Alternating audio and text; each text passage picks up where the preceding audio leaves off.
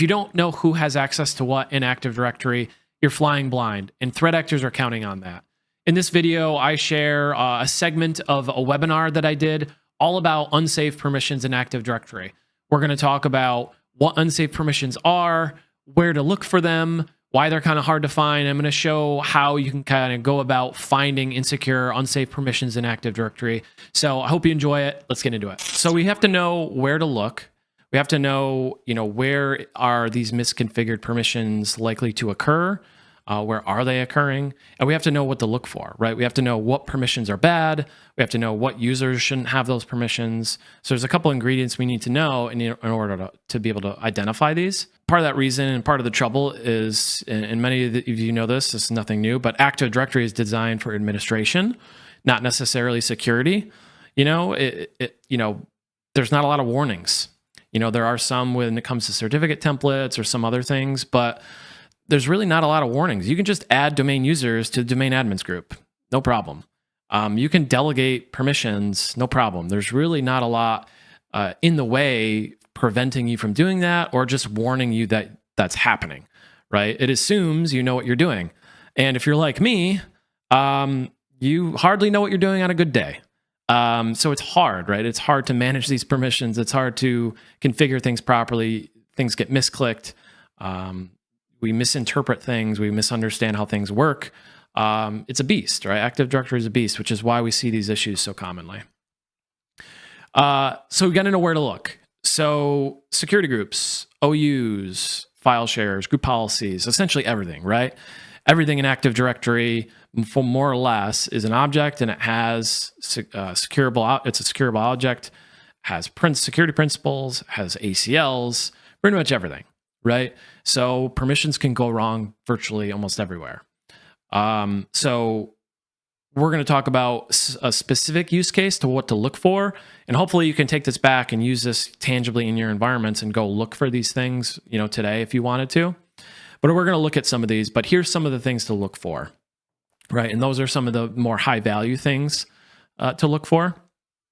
So use case number one is where a low privilege security principal, or what's sometimes referred to as an unsafe user, that has unsafe permissions, and we're going to talk about those two things a little bit more, on high privilege secureable objects or resources.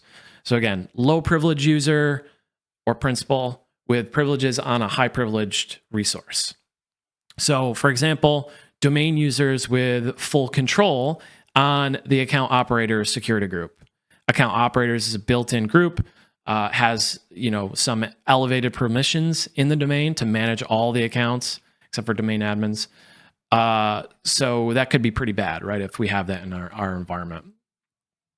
The second use case is where administrative principals, but not full administrative principals, right, that have unsafe permissions on high privilege resources. So this is like a help desk group or a network team or something like that, where they have some administrative rights. Maybe they have some permissions to administer OUs or groups and things like that, but you don't want them to have full-blown domain level or domain admin access, for example. So unsafe users, it's just a broad group of users that generally don't have administrative access, right? They're standard users, they're SUSE and accounting, HR team, etc. Those are groups like domain users, authenticated users, everyone, or, in your environment, you might have, a bucket of users for the accounting group or for HR or whatever. So these are unsafe users who typically don't have admin rights on servers, typically don't have local admin rights. They typically don't have any server admin access. They're just not just standard users, right? So unsafe permissions. Unsafe permissions are things we discussed a little bit earlier, which is like full control. Full control is you can just do whatever you want. Sometimes the actual ACE is generic all. Then there's write and modify. So if I can modify files in a share, or if I can modify the permissions on an object, that could be bad as well. So there's write and modify in play here from an unsafe permission standpoint. There's user force change password, right? If I can change the password for an admin account as a standard user, that could also be bad. So that's something also to kind of look for from an unsafe permission standpoint. If I'm an owner of an object, that means I can inherently just modify things on that object. So I can modify permissions or properties because in Active Directory, if you're the owner, you own it, right? You have a certain amount of control over that object. And then there's things like creating objects, deleting objects. Obviously, you might not think of that necessarily as being an attack path, right? But if I can create a child object in the domain controllers OU, or if I can delete something that's, important data or backups, right? That could be, pretty dangerous. The last one are DC sync permissions. So replicate directory changes, replicate directory changes all. If you can DC sync, you can capture hashes, potentially crack them or use them in, to further your attack. So those are examples of unsafe permissions. So again, where to start? Use case number one, right? Like I said, we're going to look at low privileged securable objects. So we're going to first start there. We're going to say our theory, right? Our hypothesis or whatever is like, this group has unsafe permission somewhere. Let's find where that is. So these are not, like I said, non-administrative groups, users, computers, etc. All right. So the demo environment that I have, it's just my lab environment. It's already badly misconfigured and botched and ruined and destroyed. We're going to look at a couple different misconfigurations. And like I said, we're going to look at it a couple different ways. And then after that, I'm going to show a tool that I really love to help identify this even easier. So the tool is called ADeleg, but it's a great tool for finding these misconfigured permissions. So it's going to look at all of the permissions in Active Directory and try to identify all those permissions, the delegated permissions, and present it in kind of a nice display. I created a companion tool called Delegator, which is essentially just a wrapper around ADeleg. And what that does is it runs ADeleg, it creates a report, and then it does some PowerShell foo to analyze the CSV report that it creates to look for unsafe permissions and unsafe users. So when you click on ADeleg, it brings up this dialog box. You can, if you're on a domain joined system, you can just hit connect. Then it's going to bring up this nice window. So use case number one, right? We're talking about where low privilege trustees have access over high privilege trustees or resources. So in ADeleg, if you click on view and then you do index view by trustees, this is where I like to start because it's kind of left to right. The other reason I like this is because it focuses on those low privileged, unsafe users and unsafe groups first. And then what you do is you just go to the global section, you open that up, and you look at these groups, right? So like everyone. What this is saying is that the everyone trustee has write all properties on the root. So that obviously is pretty dangerous. And we found that with a simple click. Obviously we could, this one was easy, right? We could just go here, go to properties, and we could see this. You'd have to go into the advanced tab, click on everyone, and you have to scroll down and find that permission. With ADeleg, you just click on this and shows, what the permissions are. So super cool. Likewise with, authenticated users. So this gives us a little bit more. So as we look through here, we can see, what might be interesting here. What's cool is it shows you permissions that might be misconfigured on certificate templates. So this could be another complementary way of identifying misconfigured certificate templates, which is cool. So you can see I've got some certificate templates here, like this one, super secure certificate template. It's saying I have write all properties on this template, right? That could be bad because if I can modify all of the properties of the template, I might be able to intentionally misconfigure it, even if it's not misconfigured. So like I said, that's one way to do it. One way is look at these low privilege groups. You can even go to, specific users, so specific OUs. You could look at domain users, for example. The other way to do this is to start backwards. So you start from the highest privileged resources.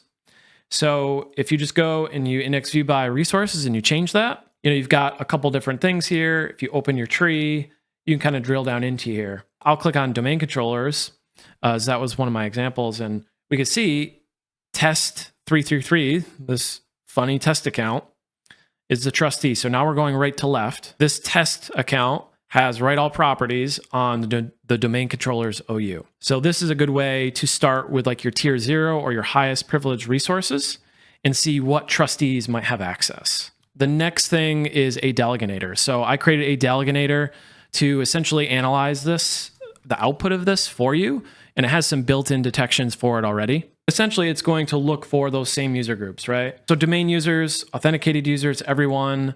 So this script is going to essentially look for those scenarios that I just talked about, where unsafe trustees have privileges over unsafe or privileged resources.